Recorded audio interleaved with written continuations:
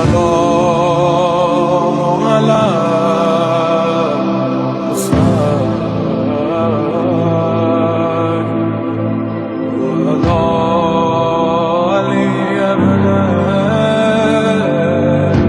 بسم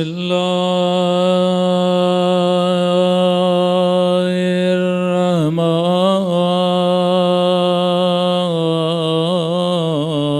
الرحيم الحمد لله رب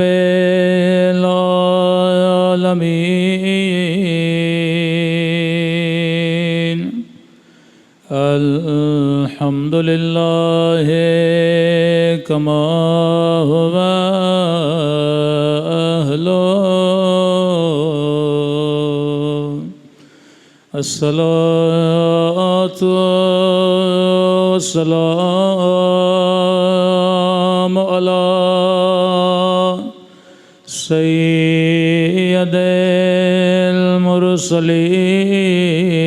المرسلين وخاتم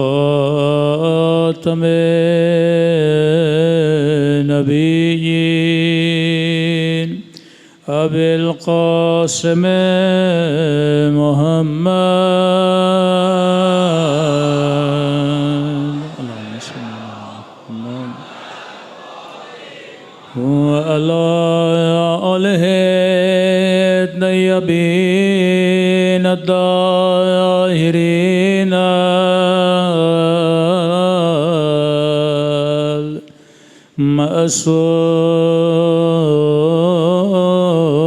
معصومین سب مل کے مولا کے ظہور کی دعا اللہم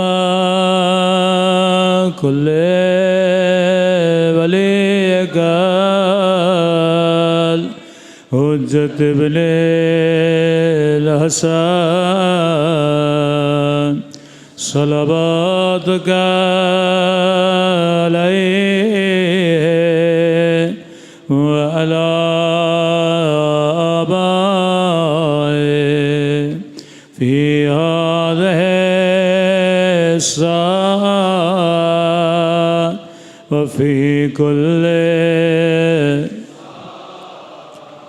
وليا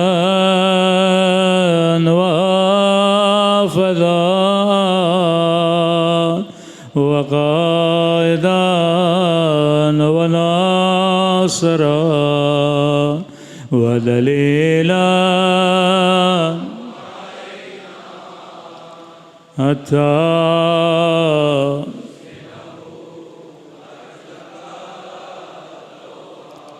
وتمتعه فيها طويلا برحمتك يا ارحم الراحمين صلوات پڑھے محمد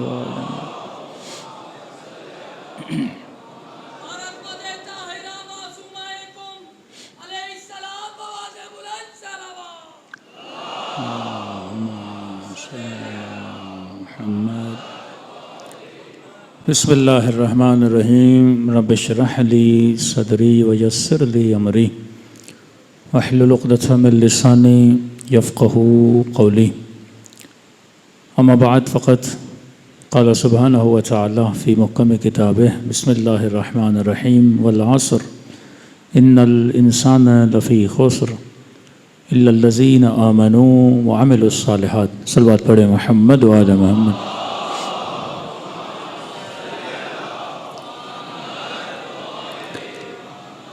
دعا ہے پروردگار عالم ہم سب کی عبادتوں کو اپنی بارگاہ میں قبول فرمائے اور جو مقصد زندگی مقصد عبادت لے کر ان مجالس میں آتے ہیں خدا ان مقاصد میں بھی ہم سب کو کامیابیاں کامرانیاں نصیب فرما دیں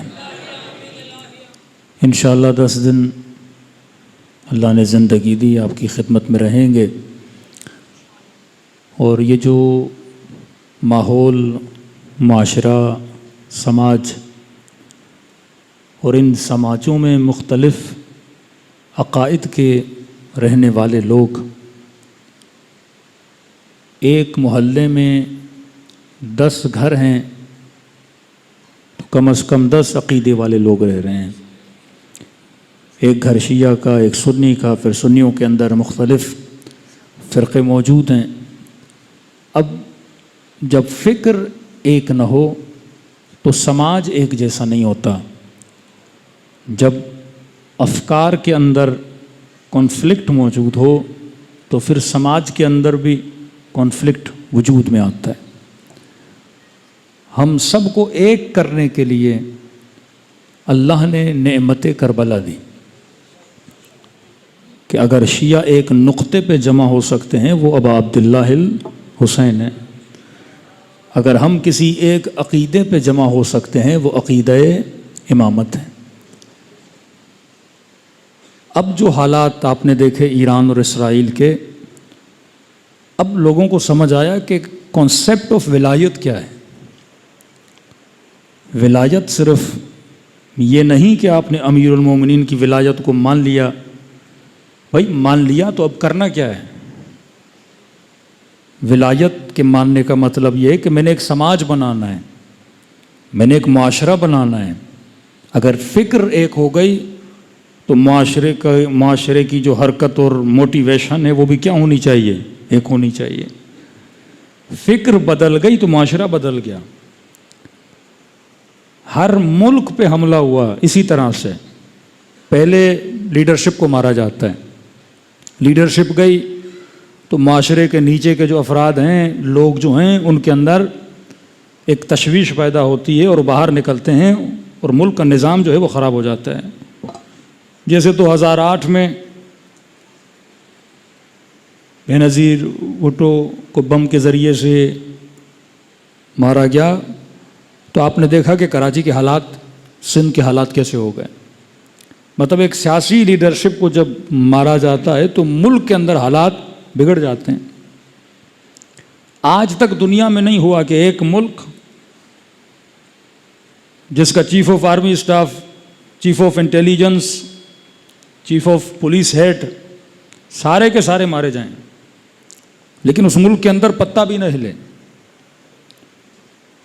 5 بجے اگر لیڈرشپ ماری گئی تو صبح 7 بجے دوسری لیڈرشپ لائی گئی. یہ کون سا نظام ہے کہ جس میں لوگوں کے مرنے سے معاشروں میں تشویش پیدا نہیں ہوتی؟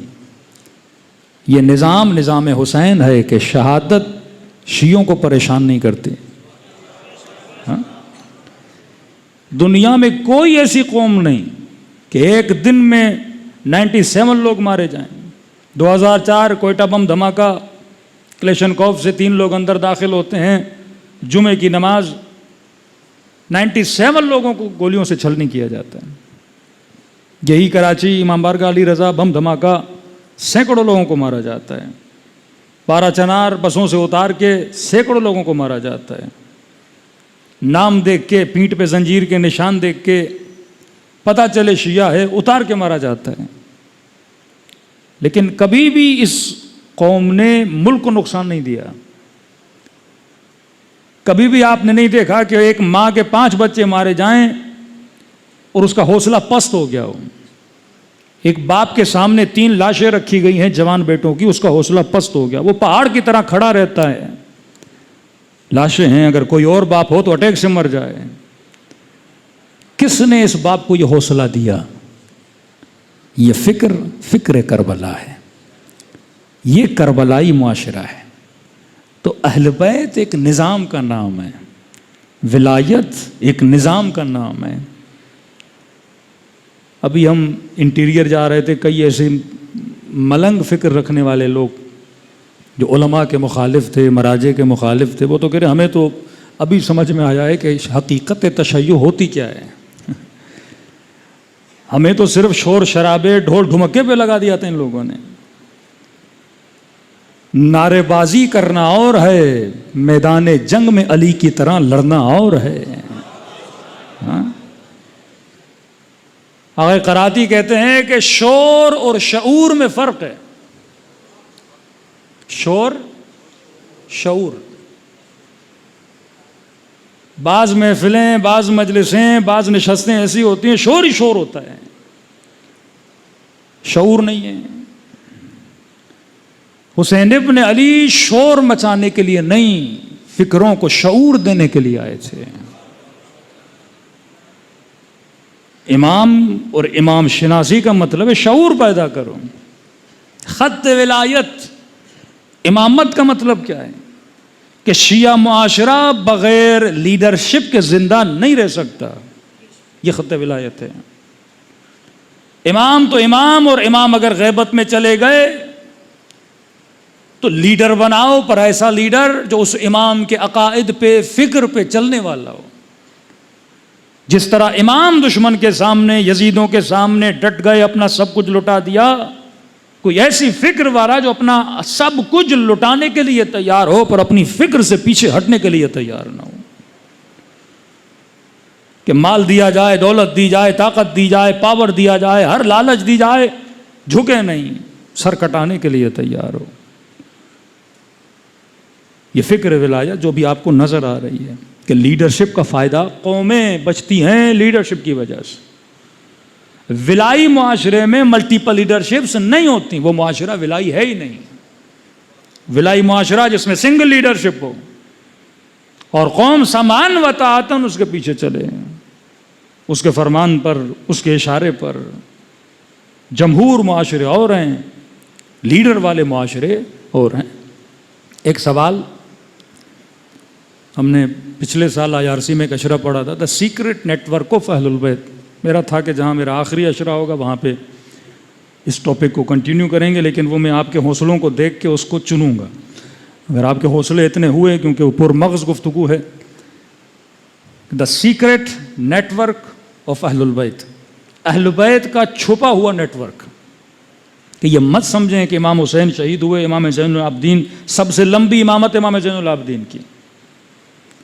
اور کسی جوان سے پوچھو کہ امام زین العابدین نے تشیع کے لیے کیا کیا، شیعہ سازی کے لیے کیا کیا، جوانوں کے لیے کیا کیا، تو ہمارے جوان کے ذہن میں ہے کہ امام زین العابدین عابدوں کی زینت، سید الساجدین سجدے کرنے والوں کی زینت. تو بس مولا تو نماز پڑھتے تھے، سجدے کرتے تھے. کیا کربلا کے بعد امام زین العابدین نے کچھ بھی نہیں کیا؟ جنگ نہیں ملتی امام زین العابدین کی، خطبے نہیں ملتے امام زین العابدین کے، اتنی لمبی لمبی روایتیں نہیں ملتی امام زین العابدین کی. اور اتنا لمبا عرصہ امامت تو کیا امام نے جوانوں کو چھوڑ دیا، معاشرے کو چھوڑ دیا؟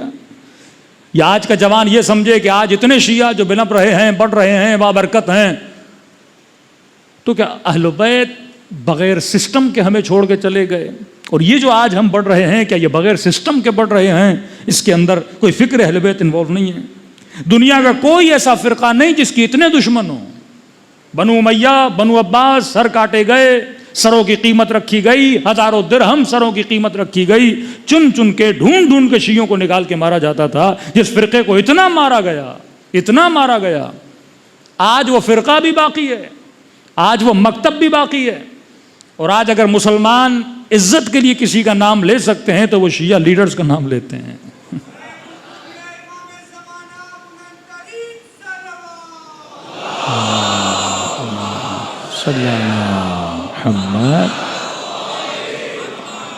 وَأَجِّلْ فَرَجَهُمْ. تو وہاں جو پورا اشرہ ہے، جو جوان دیکھنا چاہیں، اس میں ہم نے امیر المومنین سے لے کے کوشش کی، غالباً 8ویں امام تک ہم آئے تھے، کہ کس طرح اہل بیت نے اپنا نیٹ ورک بنایا، بٹ ہڈن نیٹ ورک. اور اس نیٹ ورک سے سب سے زیادہ جس نے فائدہ لیا وہ آغا خانی تھے، اسماعیلیز تھے. اب کیونکہ چھٹے امام تک یہ نیٹ ورک 80% پنپ چکا تھا، بن چکا تھا، کہ اہل بیت نے سکھا دیا تھا کہ تم لوگوں نے اپنا نیٹ ورک بنانا کیسے ہے، وجوہات کیسے جمع کرنی ہے، خمس کا نظام، اکنامک کا نظام، سسٹم، کہ شیعوں کو کسی حکومت کی ضرورت نہیں، شیعہ خود ایک حکومت ہے. آپ کا نظام ایسا ہے، آپ کو ٹی وی کی ضرورت نہیں، آپ کو میڈیا کی ضرورت نہیں، خود ازا امام حسین سب سے بڑا میڈیا ہے. اسی سے تو وہ پریشان ہے کہ بھائی عباس ٹاؤن میں شیعہ کا شیعہ رہتے ہیں کہ جلوس نکالنا ہے تو عباس ٹاؤن میں نکالو، مین روڈ پہ کیوں آتے ہو؟ کہ نہیں، ہم نے تو آنا ہے کیونکہ یہ نیٹ ورک ہے. پبلسٹی کیسے ہوگی؟ حسین کا نام ہر کسی کو سنائیں گے کیسے؟ کہ کالے کپڑے پہن کے چلو، وہ کہتے نہیں عاشورہ کے دن ہم سفید پہنیں گے، ہم تیرے کالے پہنیں گے. رنگ اور کلر، آج دنیا کے بڑے بڑے انقلاب رنگ سے آتے ہیں، کلر سے آتے ہیں. ایک جنبش، ایک انقلاب، ایک ریولیوشن اگر آپ نے کہیں پہ لانی ہے، کس کے ذریعے سے؟ کلر کے ذریعے سے. یہ جو LGBT مختلف فسادی تنظیمیں بنی، وہ سب سے پہلے کیا بناتے ہیں؟ ایک اپنا جھنڈا بناتے ہیں، کلر بناتے ہیں. کلر ان کی پہچان بن جاتی ہے. کالا لباس شیعوں نے اپنی پہچان بنائی. علم اسٹنٹ آف پبلسٹی ہے، کالا لباس پبلسٹی ہے، جلوس پبلسٹی ہے. مطلب وہ زمانہ جب ٹی وی نہیں تھی، ریڈیو نہیں تھی، شیعوں کے پاس اس وقت بھی سمجھو ٹی وی بھی تھا، ریڈیو بھی تھا. یہ جلوس کیا ہے؟ گلی گلی جاؤ اور حسین حسین کرو، یہ نیٹ ورک ہے. نوحہ ماتم، رکشوں میں کیسٹ لگا ہوا ہے، گاڑیوں میں نوحے چل رہے ہیں، روڈوں پہ سبینے لگانا، غیروں کو حسین کے نام پہ پانی پلانا، مجلس میں بالاخص نظر و نیاز کرنا. اور اردو کا محاورہ کہ جہاں چاول کا دانا وہاں آدمی کا آنا. کب کھائے گا تو حسین کا گائے گا. دعوت ذوالعشیرہ کا حبیب پہلے کھلاؤ ان کو، انسان کی نیچر ہے، پیٹ ہر کسی کو پیارا ہے. غریب ہوگا، بستی کا ہوگا، کھانا نہیں کھا رہا ہوگا، کہیں نہیں ملا ہوگا، آئے گا، اس کھانے کے بہانے دو بول حسین کے سن کے جائے گا. بستیوں کی بستیاں بدل گئیں. دی ٹیکنیک آف اہل البیت علیہ الصلوۃ والسلام. یعنی واللہ اگر تشیع سے عاشورہ نکال دو، بچتا نہیں کچھ شیعوں کے پاس. تربیت گاہ، مدرسہ، یونیورسٹی، یہ سب کچھ یہی مجلس ابا عبداللہ الحسین ہے. یہ وہ سسٹم ہے جو اہل بیت دے کر گئے، یہ وہ نیٹ ورک ہے جو اہل بیت دے کر گئے. ایک حکومت، امیر المومنین نے خط لکھا مالک اشتر کو، مالک اشتر راستے میں شہید ہو گئے. یہ تمام تر خطوط مصر میں پڑے تھے. عمرو عاص جب مصر گیا، یہ خط ملے، امیر شام کو بھیجا کہ علی کے خط ملے ہیں، کہ بھیجو، کہ بھیجے. اس نے پڑھے کہ امیر ان خطوں کا کیا کرنا ہے، ہر ممبر پہ سب شتم امیر المومنین، خط کیا کریں کہ ان کو پھاڑ دیں. اس نے کہا تجھے نہیں پتا، ان خطوں کے رازوں سے میں حکومت کروں گا. علی نے طریقے حکومت بتایا ہے، وہ ٹیکنیکس بتائی کہ حکومت چلائی کیسے جاتی ہے. مالک اشتر ایک حکومت کے نظام کو چلنے کے لیے سب سے پہلا پلر جو اس حکومت کے لیے ضروری ہے وہ سسٹم آف اکنامک ہے. ایک سوسائٹی نہیں چل سکتی اگر نظام اکنامک، اقتصادیات مضبوط نہیں ہے. گھر نہیں چل سکتا اگر اقتصادیات مضبوط نہیں ہے. تو خمس کا نظام دیا آپ کو. اس سے سب سے زیادہ جس نے فائدہ لیا وہ شش امامی تھے، کیونکہ چھٹے امام تک انہوں نے سارا سسٹم لے لیا تھا. چھٹے امام کے بعد ساتویں سے ہٹے، وہ میں کل اس کی تفصیل میں آؤں گا. پھر آپ دیکھیں کہ شام میں فاطمیوں کی حکومت، مصر میں فاطمیوں کی حکومت، اس کے بعد یہ ایران تک آئے، اس کے بعد برٹن کے ساتھ ملے، اور انہوں نے اس نظام کو بڑا نقصان بھی دیا. لیکن انہوں نے فائدہ اتنا لیا کہ شاید ہم نے بھی اتنا فائدہ نہیں لیا ہو. اب دوسرا مرحلہ اس نیٹ ورک کا شروع ہوتا ہے غیبت امام زمانہ کے بعد، کہ آپ کے علماء نے اس مکتب کو کیسے مضبوط کیا. شیخ بہائی شاہ عباس کے رائٹ ہینڈ، شیعہ علماء مغلوں کے حکومت کے اندر داخل ہو گئے. شیعہ علماء شاہ عباس کے آفس کے اندر داخل ہو گئے. شاہ عباس اگر کوئی کام کرتا تو شیخ بہائی سے پوچھ کے کرتا. امام رضا کا روزہ بنانا ہے، شیخ بہائی. کوئی عمارت بنانی ہے، شیخ بہائی. حکومتوں کے سسٹم کے اندر گئے تاکہ نظام تشیع کو کیا کیا جائے، مضبوط کیا جائے. اقتصادیات خمس کے نام سے. آج کیوں مخالفین تقلید؟ مسئلہ مجتہد سے نہیں ہے، مسئلہ نظام ولایت. مطلب اگر کوئی مجتہد ہے تو لیڈرشپ ہے، اور اس کے پاس پیسہ ہے تو اکنامک سسٹم ہے. ایک 90 سال کا بوڑھا نجف میں بیٹھ کے بلینس آف ڈالر اس کے پاس آ جاتے ہیں بغیر کسی محنت کے کیے، ہر بندہ اسے بھیج رہا ہے. یہ کیا نظام ہے؟ ایک بندہ اپنے مال سے اگر $1 ملین کماتا ہے، $2 لاکھ سال میں بھیج رہا ہے، اور اس طرح کے لاکھوں لوگ ہیں جو اپنے پیسے بھیجتے ہیں. یہ کیا ہے؟ یہ نظام ہے. اب وہاں پیسہ جائے گا تو اس سے کیا چلے گا؟ نظام چلے گا. حشد الشعبی کی تنخواہیں آیت اللہ عظمہ سیستانی نے خمس کے سہم امام سے ادا کی ہوئی ہیں. مطلب اگر آپ کے پاس پیسہ نہیں تو آپ نظام نہیں چلا سکتے، لیکن پیسہ ہو پر لیڈرشپ نہیں تو اس کا بھی فائدہ نہیں ہے. تو اہل بیت نے ایک نظام دیا. چوتھے امام کی میں نے اس اشرے میں چھوٹی سی مثال دی تھی، صرف اشارہ کر رہا ہوں، اس کی تفصیل میں نہیں جانا چاہتا، کہ امام نے اس لمبے عرصے امامت میں کیا کیا. ایک مرتبہ تبلیغ ہے، سسٹم ہے زبان سے، امیر المومنین کے خطبے، امام حسین کے خطبے، امام حسن کا کلام، امام زین العابدین کے خطبے نہیں، دعائیں آپ کو ملتی، کیونکہ دعا سے دشمن کا کوئی لینا دینا تھا نہیں، کہ ایک عابد ہے، زاہد ہے، مسجد میں بیٹھا ہے، کبھی کمیل پڑھ رہا ہے، کبھی حمزہ شمالی پڑھ رہا ہے، کبھی مکارم الاخلاق پڑھ رہا ہے، تو اس سے بنو عباس و بنو امیہ کو کوئی خطرہ نہیں ہے۔ امام نے کیا کیا؟ اگر کھلم کھلا تبلیغ کرتے تو مولا کو نقصان، وہ اسارت شہادت کے مقامات فرماتے ہیں۔ واحد امام ہے امام زین العابدین، جس امام نے سب سے زیادہ غلام خریدے، مور دین 18,000 غلام، 18,000 غلام، بعض میں ہے 8,000 غلام، لیکن اگر آپ اس کو 2,000 پر بھی لے آئیں، 4,000 پر بھی لے آئیں، یہ سب سے زیادہ غلام ہے۔ اب سوال ہے کہ امام غلام خریدتے تھے کیوں؟ اب تعجب یہ ہے کہ لمبا عرصہ امامت، جس میں کوئی ممبر نہیں، جس میں کوئی تقریر نہیں، جس میں گلی گلی کوچا جا کے کوئی تبلیغ نہیں کہ آپ مکتب اہل بیت میں آ جاؤ، نظام امامت کو سمجھو، کیونکہ امام زین العابدین تک اگر کوئی شیعہ بھی تھا تو وہ شیعہ امامت کو مانتا تھا، پر اس کو یہ نہیں پتا تھا کہ حج کیسے کیا جاتا ہے، عمرہ کیسے کیا جاتا ہے، وہ ترتیب نماز و صلاۃ، صوم و صلاۃ پراپر ان تک پہنچی نہیں تھی۔ یہ تربیت کی امام محمد باقر اور امام جعفر صادق علیہ الصلوۃ والسلام نے، صلوات پڑھے مولا کی شان پر۔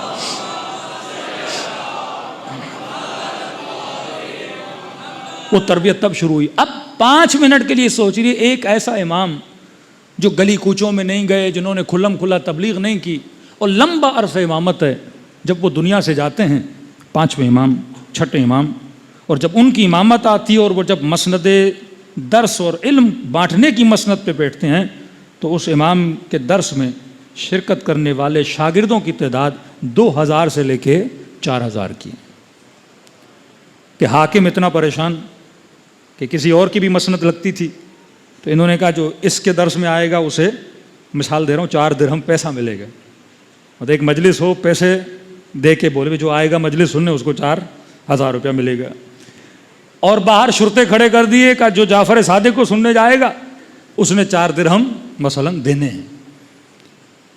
تو لوگ بھی بڑے تیز تھے، پہلے جاتے تھے ان صاحب کے یہاں 4 درہم لیتے تھے، پھر آتے تھے 6ٹھے امام کے یہاں 4 درہم دیتے تھے، ایک جیب سے لیا دوسری جیب میں ڈال دیا اور 6ٹھے امام کے درس میں آ گئے۔ لیکن سوچنے کی بات یہ 4,000 2,000 شاگرد نکلے کہاں سے؟ کربلا میں امام حسین بلا رہے ہیں، 72 نہیں، 4تھے امام گھر کے اندر محصور، کوئی کھلم کھلا تبلیغ نہیں، یہ شاگرد کہاں سے بنے؟ تو کہا وہ کام جو امام زین تب کہتے ہیں دا سیکرٹ نیٹ ورک آف اہل البیت، نیٹ ورک سیکرٹ ہے، کھلا ہوا نہیں ہے۔ اب ان سیکرٹ کو سمجھو گے تو پتا چلے گا۔ غلام کیوں خریدے؟ کیونکہ تبلیغ میں ممانعت، سب سے زیادہ غلام خریدے۔ اور ایک غلام کا واقعہ جو میں نے پچھلے سال سنایا تھا کہ مدینے میں قحط آ گیا، بارش نہیں برس رہی، پانی نہیں آ رہا، لوگ 3 دن تک صحرا میں جا کے دعائیں کر رہے ہیں، بندہ واپس آ رہا، ماؤں کے گودوں میں بچے، سینوں کا دودھ خشک ہو چکا۔ وہ شخص کہتا ہم نے دیکھا اللہ بارش برسا ہی نہیں رہا، دعائیں کر کر کے تھک گئے، کہ اتنے میں واپس آ رہے تھے، گلی میں غلام خرید کھڑا ہوا تھا، اس غلام کی نگاہ اس ماں کے گود میں پڑے ہوئے بچے کے رونے کی آواز پہ پڑی، اس کا دل لرز اٹھا، آنکھوں میں آنسو آ گئے، کہ خدایا رحم کر اپنے بندوں پہ، بارش برسا دے۔ کہ اس نے بس کہا بادلوں نے آنا شروع کر دیا، ودن دا سیکنڈز بادلوں نے برسنا شروع کر دیا۔ یہ کہتا میں پریشان، سیاہ حبشی غلام، زبان کا اثر اتنا کہ بس کہا بادلوں نے برسنا شروع کر دیا۔ میں نے کہا یہ غلام تو مجھے چاہیے، پیچھا کیا، چلتا گیا، ایک گھر کے اندر داخل ہوا، دروازے پہ دستک دی، کنیز آئی، کس کا گھر ہے؟ کہ علی ابن الحسین کا گھر ہے، زین العابدین کا گھر ہے۔ کہ مجھے کام ہے تمہارے مالک سے۔ امام نے کہا اندر بلاؤ، اندر آیا، کہ فرزند رسول آپ کا ایک غلام ہے، وہ مجھے چاہیے، جتنی قیمت بولیں گے میں دینے کے لیے تیار ہوں۔ امام نے فرمایا تو اتنی قیمت دے کیوں رہا ہے باپ؟ مارکیٹ میں جا، بازار میں جا، کسی اور سے جا کے خرید۔ کہ نہیں یہی غلام چاہیے۔ امام نے کہا یہ کیوں چاہیے؟ کہ آپ کو نہیں پتا یہ مستجاب الدعوہ ہے،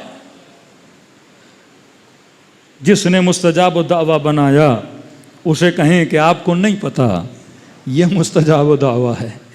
امام نے کہا اچھا کون سا غلام ہے؟ سب کو بلایا، کثرت میں غلام تھے۔ کہ یہ والا امام نے غلام کو دیکھا کہ غلام کب سے تو کرامتیں دکھلانے لگا؟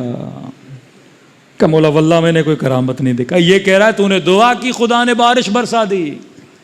کہ مولا میں نے بس زبان سے لفظ نکالے, اب رب کی مرضی, جس کی آواز کو سنیں نہ سنیں باقی عطا سب آپ کی ہے. امام نے کہا میں نے آج تک خریدے ہوئے غلام کو واپس بیچا نہیں ہے, تو اگر خریدنے آیا ہے اور یہ غلام اتنا اچھا ہے, میں زین العابدین اسے آزاد کر دیتا ہوں. اب اس کی مرضی ہے یہ تیری غلامی میں آئے نہ آئے. کہتے ایک دعا اس غلام نے بازار میں کی تھی, خدایا بارش برسا دے. جیسے چوتھے امام نے کہا میں نے آزاد کر دیا, اس غلام نے صدا بلند کی, فرمایا پروردگارا زندگی تب تک پسند تھی جب تک زین العابدین کی غلامی میں تھا, اب یہ زندگی پسند نہیں. کہ یہ کہنا تھا, اس کی روح پرواز کر کے چلی گئی. تو یہ جو 2000 4000 شاگرد پانچویں امام چھٹے امام کے پاس آتے تھے, یہ وہ خریدے ہوئے غلام تھے جو امام زین العابدین نے شیعہ بنائے تھے, پھر انہیں آزاد کر دیا تھا. مطلب پہلے تربیت دی, پرواز کرنا سکھایا, پھر معاشرے میں چھوڑ دیا. اب جاؤ جگہ جگہ جا کر مکتب اہل بیت کو پھیلاؤ. آپ تبھی دیکھتے ہیں کہ چوتھے امام کے بعد پورا شہر رے شیعہ ہے, قم شیعہ ہے, نیشاپور شیعہ ہے, سبزوار میں شیعت آ جاتی ہے, بصرے میں, اہواز میں, جگہ جگہ اہل بیت کے وکیل پھیل جاتے ہیں. مطلب حکومتوں کی سختیاں, اسارتیں, شیعوں کے سروں پہ قیمتیں رکھی جاتی ہیں, لیکن اہل بیت نے ایک ایسا مضبوط نیٹ ورک بنایا جس کے ذریعے سے شیعت آگے بڑھی. صلوات پڑھے محمد و آل محمد. پچھلے اشرے کے چھوٹے چھوٹے پوائنٹس ہیں تاکہ میں آپ کو کنیکٹ کر سکوں اگلے موضوع کی طرف. پھر آپ 8ویں امام کا زمانہ, 7ویں امام دا آرگنائزیشن آف لا. آپ واقعات سنیں گے خمس کے چھٹے امام کے. یہ بحرین پورا شیعہ, ایک وزیر وہاں سے آیا امام کے پاس 6 لاکھ درہم لے کر اپنا خمس. امام نے اسے واپس دیا کہ یہ سارا لے جا. اب وہ متن میں نہیں کہ امام نے کہا کیا کرو, یقیناً یہی بولا ہوگا کہ اس نظام اور سسٹم کو کیا کرو, وہاں جا کے مضبوط کرو. بھائی قم میں کبھی کوئی امام نہیں آیا, شہر رے میں کبھی کوئی امام نہیں آیا, نیشاپور میں کبھی کوئی امام نہیں آیا, اہواز میں کبھی کوئی امام نہیں آیا. لیکن آپ دیکھتے ہیں یہ چوتھے پانچویں امام کے زمانے میں یہ سارے گاؤں کیا بن جاتے ہیں, مکتب اہل بیت کے چاہنے والے. بصرہ کے اندر, کوفے کے اندر, ہر جگہ پہ آپ دیکھتے ہیں اہل بیت نے اپنے نمائندے بھیجے. پراپر 7ویں امام نے محنت کی, زندان لمبی کاٹی امام نے, لیکن اس زمانے میں بھی آرگنائزیشن آف لا بنائی. پھر پیسوں کے مسائل, خمس کے مسائل, پھر مختلف فرقے بنے. امام رضا کی امامت کا انکار کیا گیا. پھر امام رضا مطلب تشیع اتنی مضبوط ہوئی کہ ہارون ملعون کے جانے کے بعد مامون کو خطرہ ہوا کہ ہو سکتا ہے توس میں لوگ میرے خلاف قیام کریں. ہو سکتا ہے کہ کیونکہ اس نے اپنا مقر, اپنی جگہ, جس اسٹیٹ پہ یہ رہ کے حکومت کرنا چاہتا تھا وہ خراسان تھا. اب کہا اگر میں خراسان میں رہا اور رضا مدینے میں رہا تو میری حکومت کو بڑا خطرہ ہے, کیونکہ امام رضا اتنے مضبوط تھے وہاں پہ, لوگوں پہ اتنا ڈیپ اثر تھا امام رضا کا.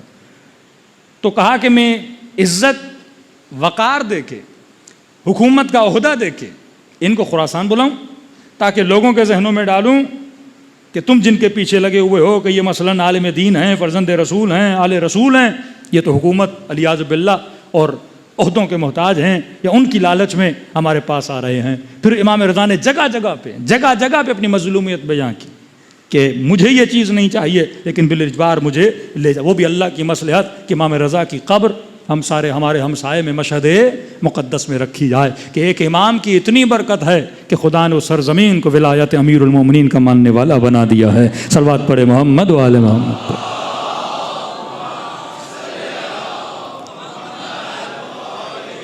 ٹیکنیک آف اہل البیت, نماز عید. مامون نے کہا کیونکہ ولی عہد بنایا ہے تو نماز عید بھی کون پڑھائیں گے, میرے بھائی ولی عہد. تو کہا کہ موسی رضا کو کہو کہ جا کے وہ نماز پڑھائیں. امام رضا کے پاس آئے کہ مولا آپ کے لیے کہا گیا کہ آپ نماز پڑھائیں, تاکہ لوگوں کا ذہن وہی بنے کہ وہ بادشاہ, اور ان کے بعد کون بادشاہ بنیں گے, امام رضا. اب بادشاہ کا لوگوں کے ساتھ, سماج کے ساتھ ایک رویہ ہوتا تھا. بادشاہ جب آتا تھا تو گھوڑے پہ, عالی شان لباس, جاہو جلال, آگے پیچھے گارڈز, لوگوں کو دھکیلا جاتا تھا، عوام میں نہیں۔ امام رضا کو کہا کہ یہ آپ لباس پہنیے کیونکہ ولی عہد ہیں، یہ سواریاں آپ کی بڑی کھڑی ہیں باہر، آپ اس پہ بیٹھیے، بڑے پروٹوکول کے ساتھ آپ کو لے جایا جائے گا۔ امام رضا پاؤں سے جوتیاں اتاری، وہی اپنا سادہ لباس پہنا، گھر سے باہر نکلے، اس کے بجائے کہ سواریوں پہ بیٹھیں سیدھا عوام کے اندر داخل ہو گئے۔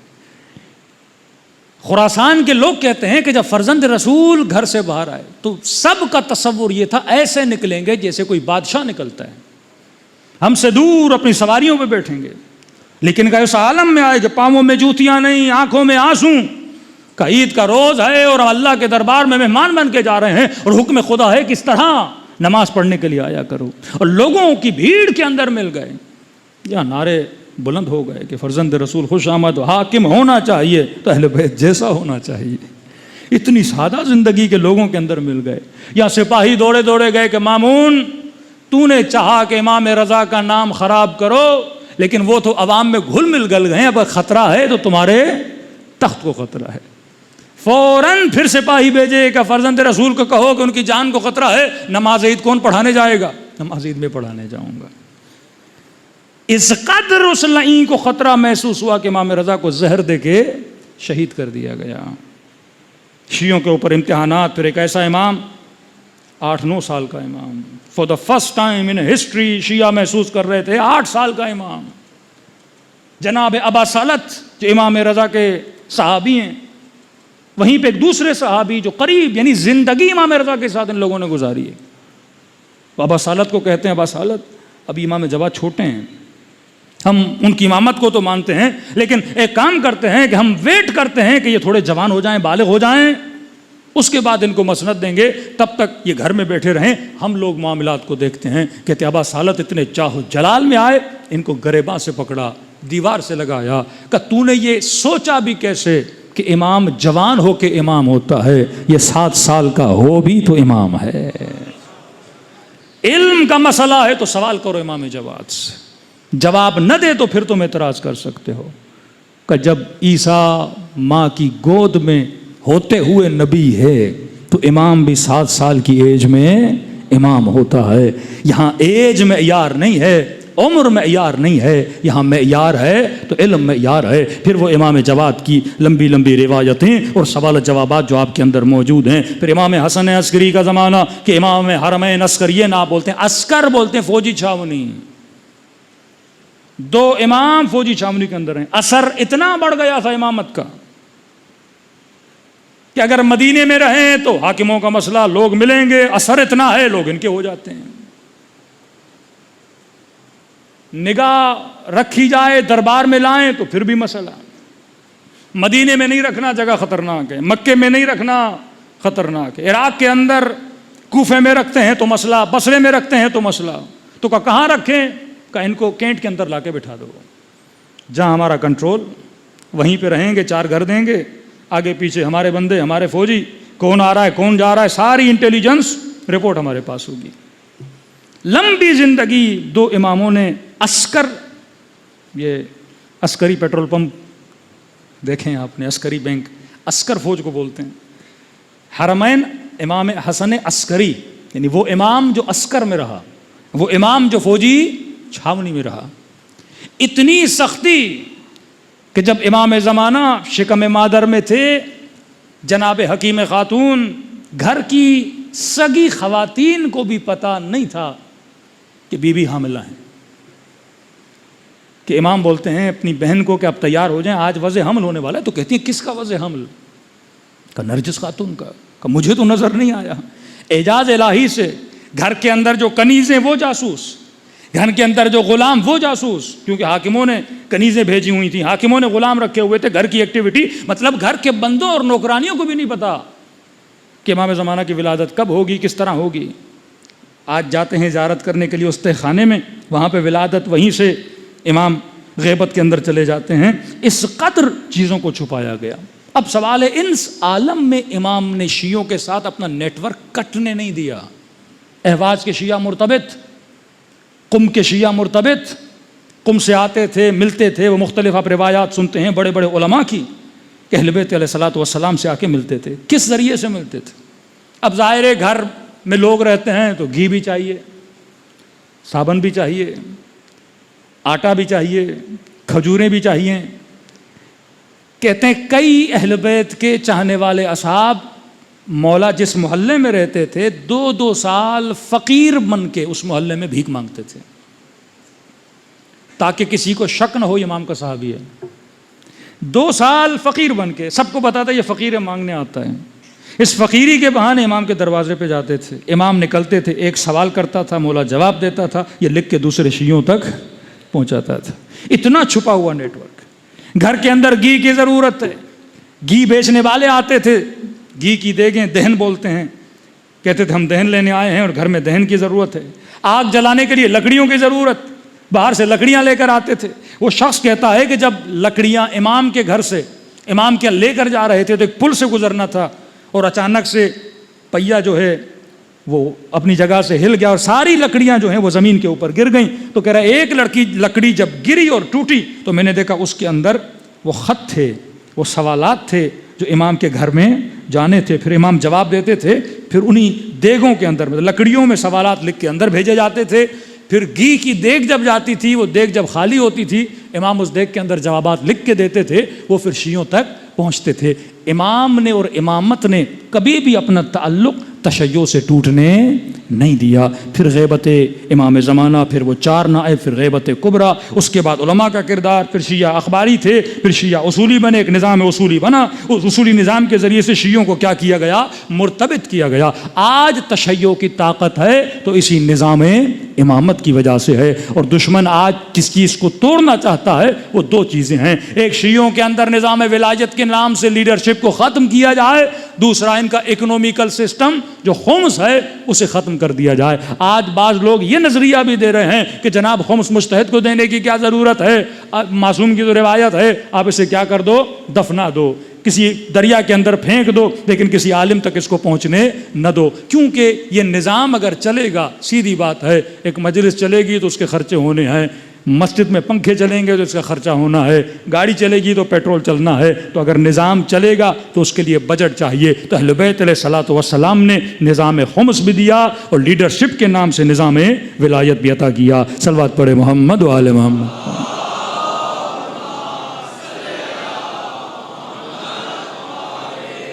محمد وعجل فرجہم. انشاءاللہ تفصیل میں کل جائیں گے، لیکن آج 4-5 جوابات. بہت زیادہ سوشل میڈیا پہ ایک اعتراض کیا جاتا ہے کہ شیعہ اپنی مجلسوں پہ اتنا خرچہ کیوں کرتے ہیں. تخمینہ لگایا گیا کوئی تقریباً 2.5-3 ارب روپیے ان 2 مہینوں میں شیعہ خرچ کرتے ہیں. تو بھائی کیا ضرورت ہے مجلسوں پہ اتنا خرچہ کرنا، نیاز پہ خرچہ کرنا؟ یہ اچھا نہیں کہ یہ پیسے یتیموں پہ لگائے جائیں، اسکول بنا دیے جائیں، ہاسپٹلز بنا دیے جائیں. اب مینٹلٹی آپ دیکھیے، کیونکہ مجلس امام حسین کا تعلق ایک تو تشیع سے ہے، نظام سازی سے ہے، دوسرا یہ ایک مذہبی ایونٹ ہے. اوپر جو حاکم سوچ ہے وہ معاشرے کو غیر مذہبی بنانا چاہتی ہے. ظاہر ہے جوان اگر مجلس امام حسین میں آئے گا، مجلس کے کسی نہ کسی کونے سے نماز لے کر جائے گا، حج لے کر جائے گا، اخلاق لے کر جائے گا، خاتون آئے گی حیا لے کر جائے گی، جوان آئے گا غیرت لے کر جائے گا. تو ان کا نظام نہیں چل سکتا. وہ نظام چل ہی تب سکتا ہے جب معاشرے سے دین کو کیا کیا جائے؟ ختم کیا جائے. کبھی آپ نے نہیں سنا ہوگا ایک گلوکار، ایک سنگر جب کنسرٹ کرتا ہے اور کروڑوں روپے خرچ کیے جاتے ہیں. کسی نے بولا کہ اس کنسرٹ پہ اتنے لاکھوں کیوں لگائے جا رہے ہیں؟ اسی کراچی میں کتنے 3D سنیما بنائے گئے، نسلیں نوجوان ود فیملیز لوگ فلمیں دیکھنے جا رہے ہیں. کسی نے پوچھا کہ آپ نے سنیما پہ اتنے کروڑ کیوں لگائے، آپ نے اس گلوکار کو بولا اتنے کروڑ کیوں لگائے؟ اعتراض ہے تو صرف مجلس ابا عبداللہ حسین پر ہے. تو چلیے ہم ایک عاقلانہ سوال کر دیتے ہیں، جب کسی سماج اور معاشرے کی نسل کسی کنسرٹ یا کوئی گانا سننے جاتی ہے تو سننے کے بعد لے کر کیا آتی ہے؟ آپ ہفتے میں کنسرٹ رکھیں، سنڈے کے دن فلاں گلوکار فلاں گویا کبھی ادھر سے کبھی ادھر سے منگوائیے. ماشاءاللہ سعودی عرب تو منگوا رہا ہے نا. آپ دیکھ رہے ہیں بڑے بڑے فاضل عالم لوگ اس ملک میں جا رہے ہیں, کانسرٹ کیے جا رہے ہیں, نسلیں جا رہی ہیں, بڑے خوش ہیں, ناچ رہے ہیں, گا رہے ہیں. اب 2 گھنٹہ اربوں روپے خرچہ کیا, سننے کے بعد ملا کیا؟ ایفیکٹ کیا ہوا اس کے مائنڈ پہ, اس کی مینٹلٹی پہ, اس کے ایموشنز پہ؟ کون سی شخصیت تم نے بنائی کہ جب وہ سن کے آئے گا تو یہ افیکٹو ہوگا اپنے گھر میں, اپنے معاشرے میں؟ 2 گھنٹے کی مووی, وہ چاہے ہالی ووڈ کی ہو یا بالی ووڈ کی ہو, یہ سنیما سے دیکھ کے جب باہر نکلا, اس کے اوپر اثر کیا پڑا؟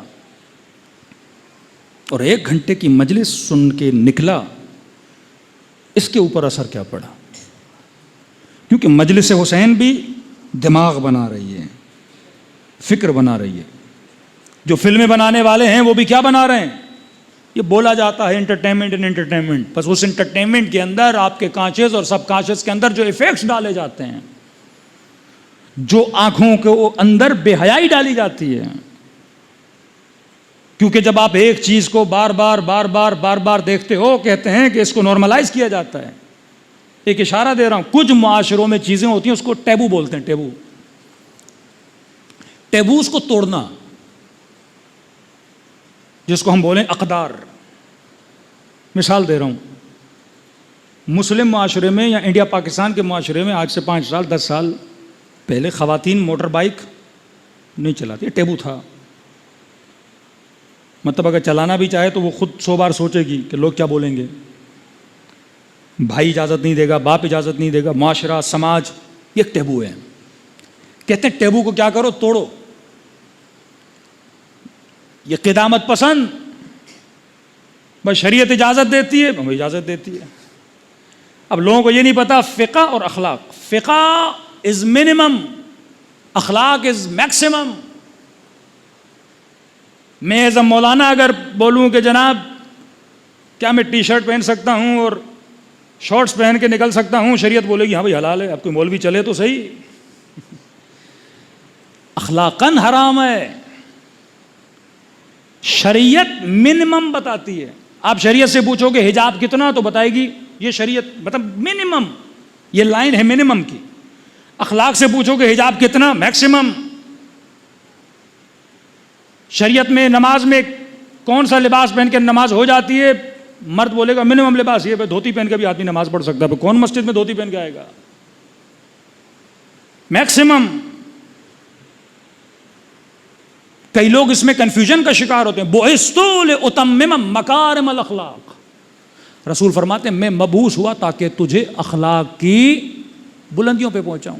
اب ممبر پہ آنے والا خطیب اگر صرف شریعت بتائے, اخلاق نہ بتائے, شریعت کیا ہے منیمم, اور اگر میں نے آپ کو منیمم بتایا اور آپ منیمم کر رہے ہیں اور منیمم سے نیچے کیا ہے, وہ تو آپ گھڑے میں گر گئے.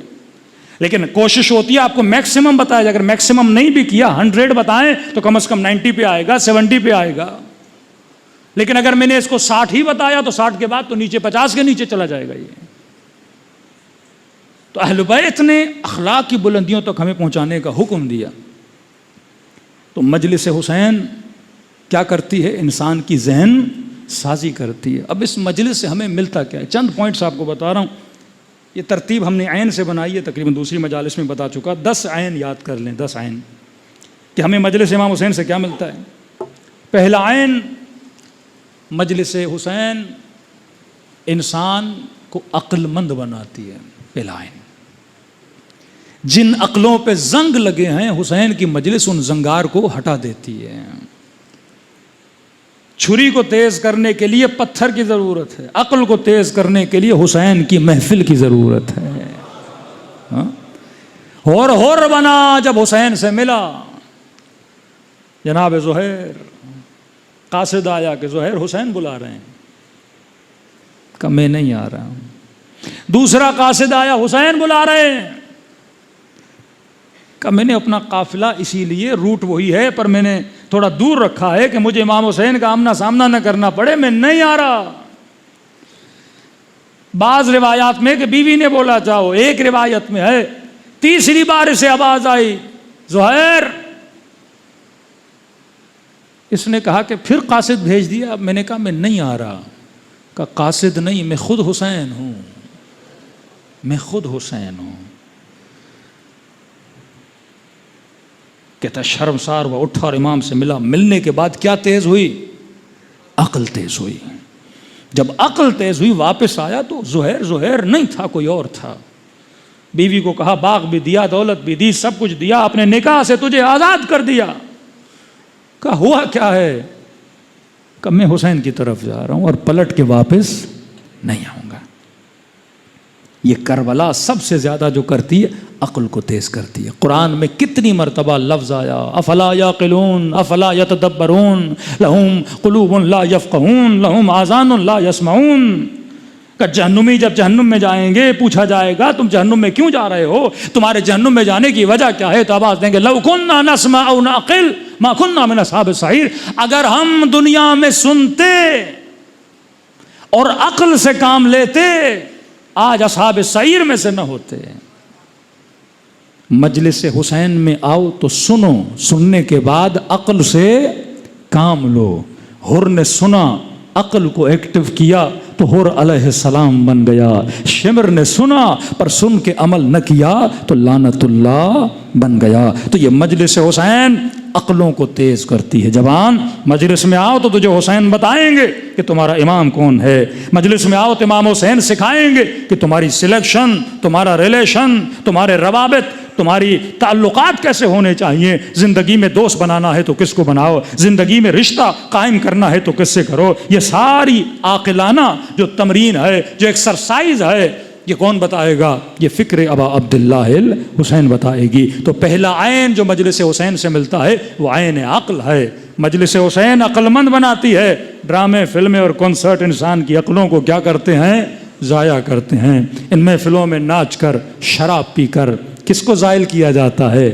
عقل کو. وہ شراب حرام پیتے ہیں یا شراب طہور پلائی جاتی ہے. یہاں بھی نشہ چڑھتا ہے پر وہ نشہ عقل ہے. ایک ایسا نشہ جو انسان کو یزید کی محفل سے نکال کر حسین کی کشتی میں لا کے بٹھا دیتا ہے. صلوات پڑھے محمد و آل محمد.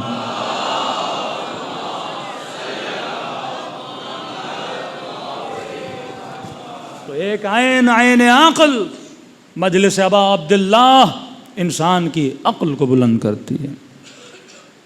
دوسرا عین، مختصر کر رہا ہوں، 10 عین ہیں، آج شاید 2 ہی بتا پاؤں. دوسرا عین عبرت. بار بار شہادت سنانے کا فلسفہ بتا دیا. مولا حسین کیسے شہید ہوئے ہر سال سنا رہے ہو. ارے بار بار موسیٰ کا قصہ خدا کیوں سنا رہا ہے؟ بار بار حضرت آدم اور ابلیس کی باتیں کیوں بتا رہا ہے؟ وَاعْتَبِرُوا یا اُولِي الْأَلْبَابِ. تجھے کہانی نہیں سنا رہا، کچھ بتا رہا ہوں تاکہ تو کیا حاصل کرے؟ عبرت حاصل کرے. شہید مطہری فرماتے ہیں جو کربلا سنے، شمر کا کیریکٹر دیکھے، اس سے عبرت حاصل کرے کہ کل والے شمر کو دیکھ کر تو نے آج کے شمر کو پہچاننا ہے. کل والے یزید کو دیکھ کر تو نے آج کے یزیدی نظاموں کو پہچاننا ہے. شہادت ابا عبداللہ الحسین کو سن کر تو نے آج کے مظلوموں کے لیے اپنی صدا اور آواز کو کیا کرنا ہے؟ بلند کرنا ہے. کربلا عبرت کا نام ہے. کسی برادر اہل سنت کو ساتھ لائیے کہ مجلس میں کیوں لے کر جا رہے ہو؟ بولی آپ کو عبرت دلانے کے لیے. کون سی عبرت؟ کہ یہ عبرت کے سوچو 1400 سال پہلے مسلمان تھے، دن میں 5 وقت کی نماز پڑھتے تھے. ان کی مسجدوں سے اذانوں کی آوازوں میں اشہد ان محمد رسول اللہ کی صدا دی جاتی تھی. جس نبی کا نام لیتے تھے اسی کا نواسا صدا دے کر کہتا ہے حل من ناصر ینصرنا. ہے کوئی میری مدد کرنے والا؟ کا 100 لوگ آتے ہیں. مد مقابل ایک یزید ہے جو زانی ہے، شرابی ہے، 30,000 لوگ اس کے پاس ہیں. اب سوچو اس معاشرے میں ایسا کیا پروپیگنڈا کیا گیا کہ پوری سوسائٹی ظلم کا ساتھ دینے لگی. آج ہے کہ نہیں ہے؟ یہ عبرت نہیں لے رہا یزید سے. جتنے ظالم تھے کربلا میں ودن 4 ایئرز یہ مارے گئے. یزید، ابن سعد، شمر، حرملا، ابن زیاد، کوئی 2.5 میں، کوئی 3 میں، کوئی 4 میں واصل جہنم ہو گئے. کب تک باقی رہو گے؟ عجب ہے کہ امام حسین نے ابن سعد کو بلایا. عبرت کہتے جب ابن سعد آیا تو جاہ و لشکر لے کر آئے، کوئی 40 لوگ اس کے ساتھ تھے، امام حسین کے ساتھ کوئی 25 لوگ. تو مولا نے بولا کہ ابن سعد میں لڑنے کے لیے نہیں آیا، تو اتنے لوگ کیوں لائے ہو؟ ان سب کو واپس بھیجو. میں بھی واپس بھیج رہا ہوں. امام حسین کے ساتھ جو تھے وہ پیچھے گئے، ابن سعد کے جو لوگ تھے وہ پیچھے گئے، 4-5 لوگ رہ گئے. بٹھایا، کہ کیوں دے رہے ہو یزید کا ساتھ؟ تجھے پتا ہے میں حق پر ہوں؟ کہاں پتا ہے، فرزند رسول آپ حق پر ہو. کہ میری مجبوری. کا کیا مجبوری؟ کہ اگر اس کا ساتھ نہیں دوں گا کوفے میں میرا گھر مجھ سے لے لے گا. امام نے کہا کوئی مسئلہ نہیں، گھر کوفے کا چلا گیا، میں حسین تجھے مدینے میں گھر دوں گا. کہ میرے بیوی بچوں کو خطرہ ہے، کہ میں وعدہ دیتا ہوں میرا ساتھ دو تمہارے بچوں کو امان ملے گا. کہ اس نے بہت بڑی رقم کا وعدہ کیا ہے مجھے، وہ دے گا. شہر رے کی حکومت کا وعدہ کیا ہے، وہ دے گا. امام نے فرمایا تو رقم کو چھوڑ، مدینے میں میرا ایک باغ ہے. یہ باغ امام حسن کا بڑا مشہور تھا کہ معاویہ نے بہت آفر دی امام حسن کو کہ یہ جتنی قیمت پیسے چاہیے میں دے رہا ہوں، یہ باغ مجھے دو. امام حسن نے نہیں دیا.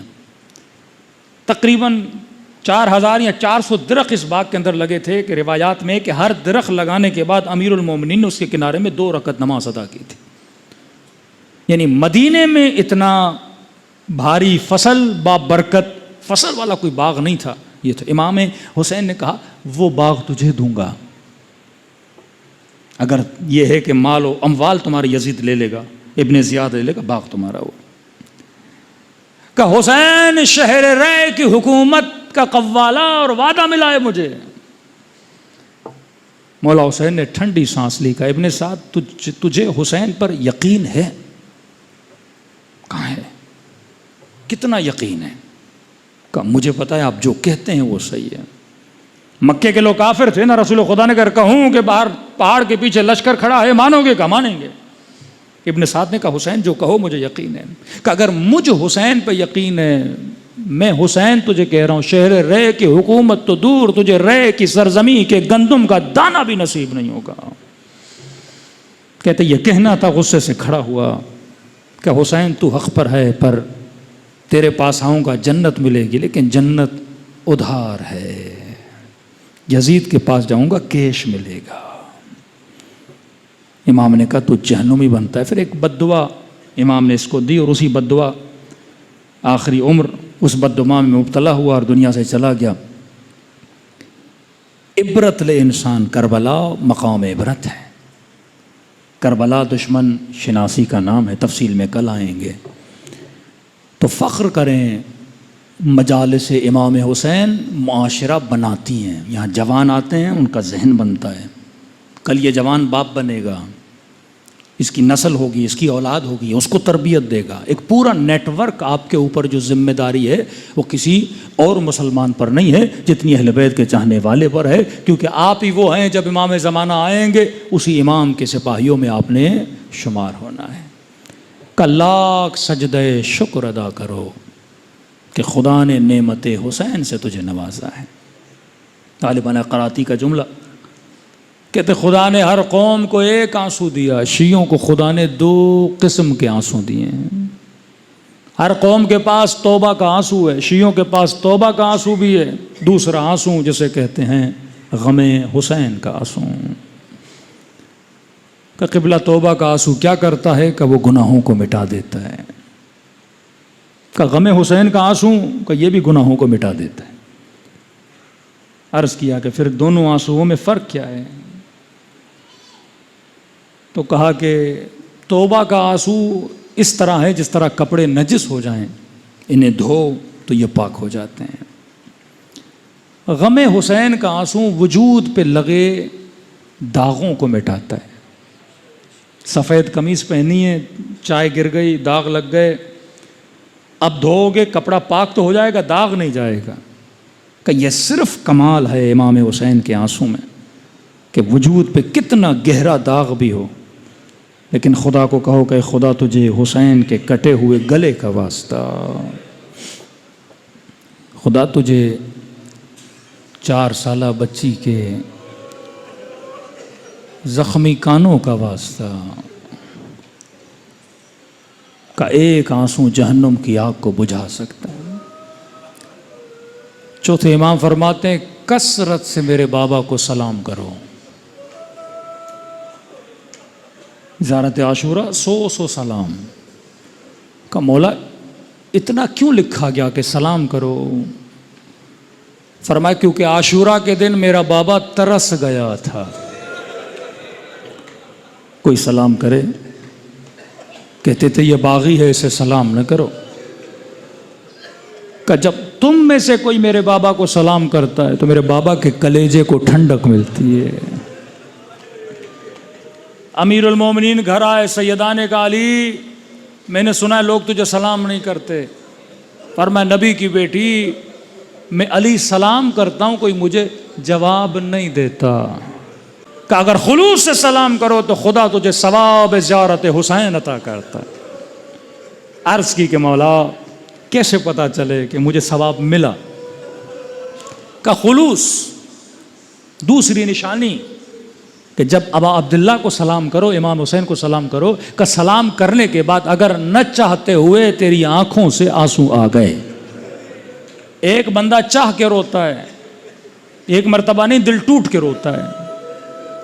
غیر ارادی آنسو جو کبھی کربلا جاتے ہوئے، مولا حسین کی زری کو دیکھتے ہوئے، راس الحسین پہ جاتے ہوئے، گنج شہداء پہ جاتے ہوئے، کہیں نہ کہیں انسان کی کیفیت آتی ہے، دل ٹوٹ پڑتا ہے، پھوٹ پھوٹ کے روتا ہے۔ کہ جب سلام کرو اور اس طرح سے آنسو نکلے تو کہ اس وقت یہ مت سمجھنا یہ تیرا آنسو ہے، یہ حسین نے تجھے تیرے سلام کا جواب بھیجا ہے۔ چند لمحوں کے لیے اپنی روحوں کو، فکروں کو کربلا کی طرف روانہ کریں،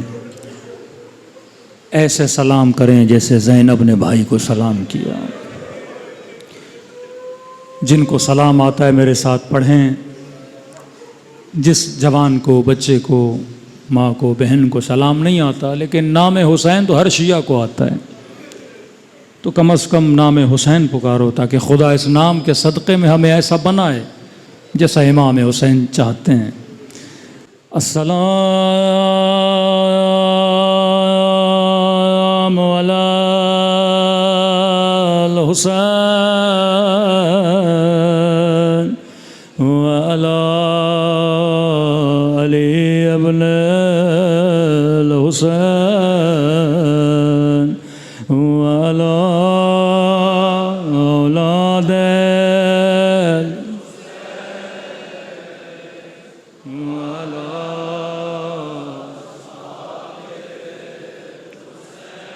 سب مل کے السلام علی الحسین وعلی علی ابن وعلی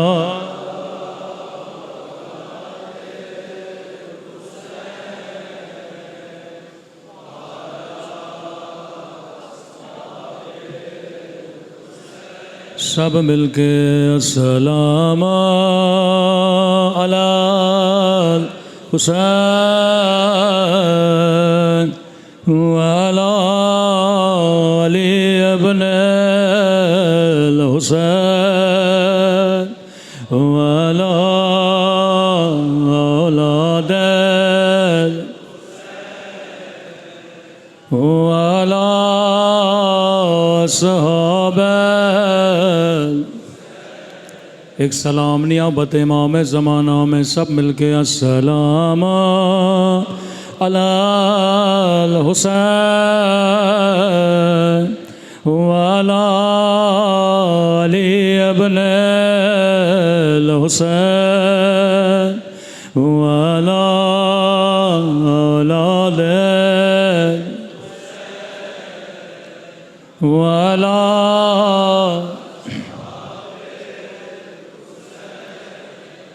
میرا سلام ہو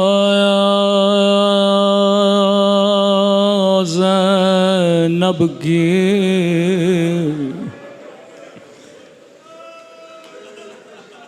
میرا سلام ہو زینب کی لٹی ہوئی چادر پہ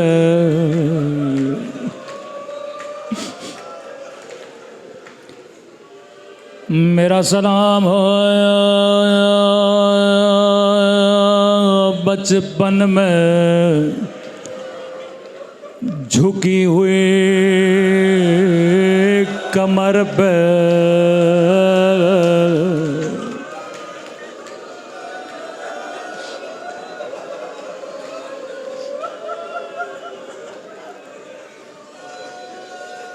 میرا سلام ہو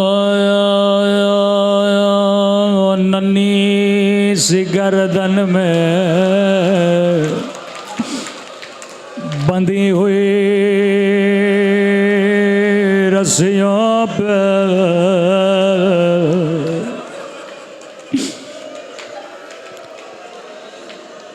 کہ جب جب چوتھے امام کمر کو سیدھا کرتے تھے بچی کی فریاد بلند ہوتی تھی بھیا سجاد میرا گلا گھٹتا گیا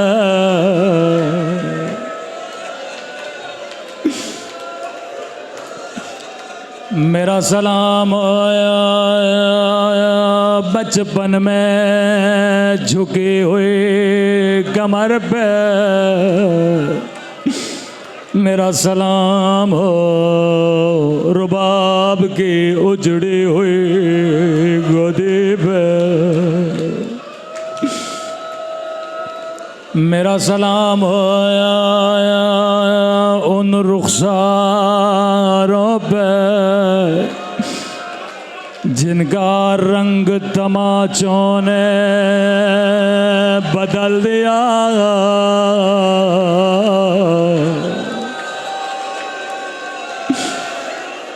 فرمایا شیو جب جب پانی پیو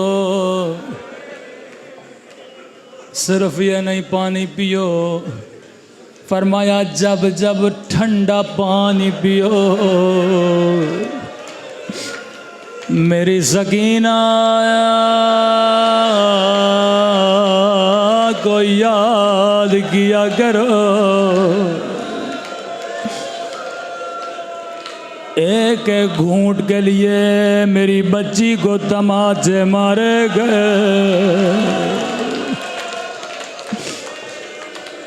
کسی بچی نے پانی کے لیے اتنے تماچے نہیں کھائے مختصر روایت ہے پر بڑی سخت روایت ہے کہ شام کا شہر ہے نام حلب 40 گھوڑے سوار آگے آگے قیدی بیویاں پیچھے پیچھے کشمر لئی نے قافلہ روکا امام زین العابدین کو خشک درخت کے نیچے بٹھا دیا میرے چوتھے امام فرماتے ہیں شدید دھوپ گردن میں تو جب دھوپ پڑتی تھی یہ لوہا گرم ہوتا تھا میرے زخموں میں لگتا تھا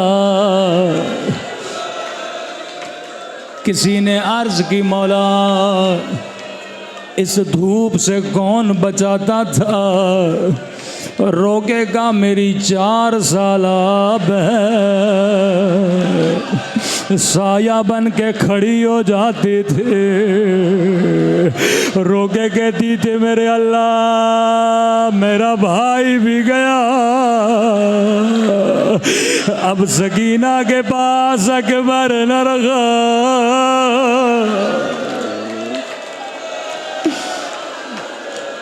میرا چچا باز نہ رکھا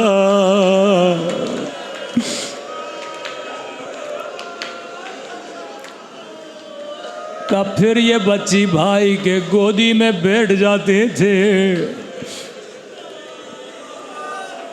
اب تصور کرو دھوپ پیدل سفر 4 سالہ بچے، اتنے میں شمر لئی نے پانی کا مشق لیا، اپنے سپاہیوں کو پانی پلانے لگا۔ اللہ کسی پیاسے کو پانی نہ دکھائے۔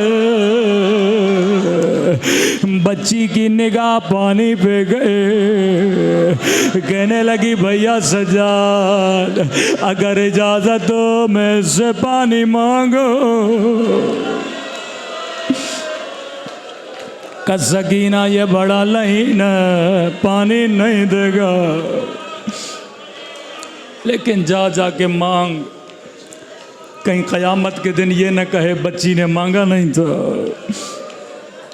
اب تصور کرو جیسے اجازت ملے، 4 سالہ بچے ننگے پاؤں ننھے ننھے قدم اٹھائے، بابا کے قاتل کے قریب گئے، کہنے لگی شمر تھوڑا پانی دے دے، مجھے بڑی پیاس لگی ہے، مجھے خدا کی قسم ہے اگر کہتا سکینہ پانی نہیں دوں گا یہ بچی دوبارہ نہ مانگ دے، لیکن روایت کے جملے ہیں لئی نے کوئی جواب نہیں دیا، یہ سپاہیوں کو پانی پلاتا گیا، بچی اس کے پیچھے پیچھے، شاید اس کے بعد پانی دے گا، شاید اس کے بعد پانی دے گا۔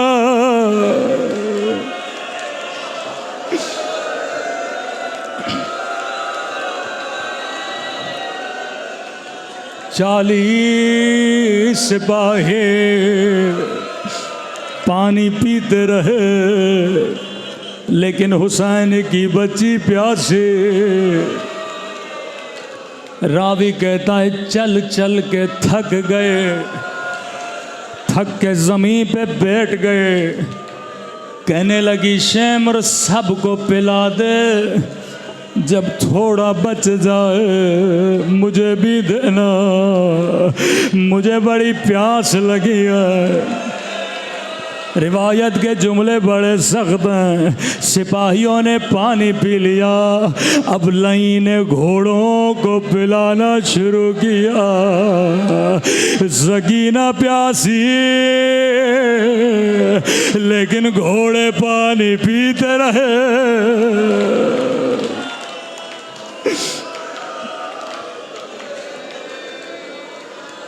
سب کو پلا لیا، اب روایت کے جملے بڑے سخت ہیں، امام زمانہ اگر مجلس میں موجود ہو تو معاف کریے گا، کہا سب کو پلایا، بچی خاک پہ بیٹھی ہے، لئی مشک لے کے بچی کے قریب آیا، بچی نے ننھا سا چلو بنایا، یہ سمجھا مجھے پانی دے گا، خوشی خوشی کا مجھے تھوڑا پانی دے دے۔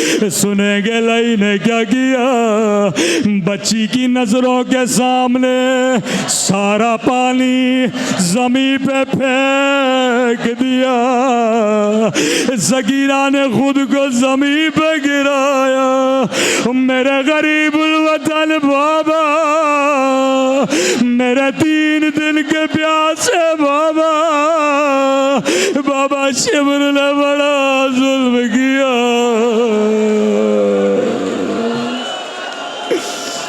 الا لعنت اللہ علی القوم الظالمین۔